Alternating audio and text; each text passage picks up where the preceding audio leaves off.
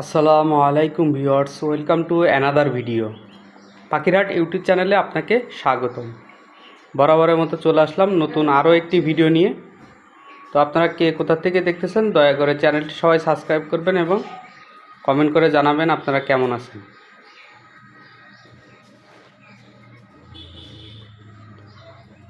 তো মাশাআল্লাহ আমার কবুতরগুলো আলহামদুলিল্লাহ আল্লাহর রহমতে আর আপনাদের দোয়ায় খুবই ভালো আছে, খুবই ভালো।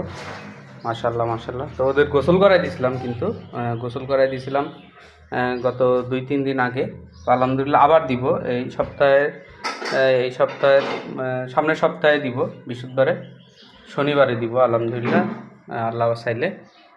তো নিয়মিত গোসল করানো উচিত। নিয়মিত গোসল করালে কবুতরগুলো খুবই সুস্থ থাকে এবং কবুতরের গা খুবই ফ্রেশ থাকে, কবুতরও সুন্দর থাকে। আলহামদুলিল্লাহ আলহামদুলিল্লাহ, সবাই দোয়া করবেন কবুতরগুলো যাতে ভালো থাকে, বেশি ভালো থাকে এবং আল্লাহ রহমতে ভালো থাকে। তো তার দেখছেন সে কিন্তু নর, আলহামদুলিল্লাহ।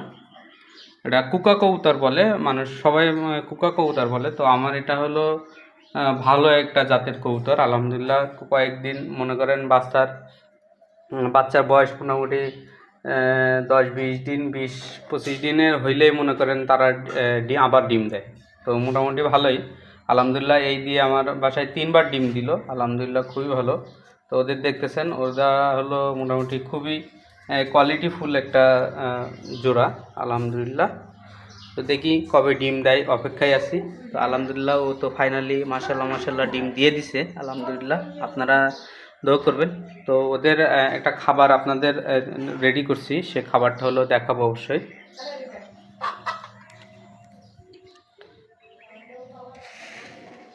এই যে খাবারটা দেখতেছেন, এইখানে মাত্র 2 প্রকারের দেওয়া, এখানে মাত্র 2 প্রকার, গম আর ভুট্টা।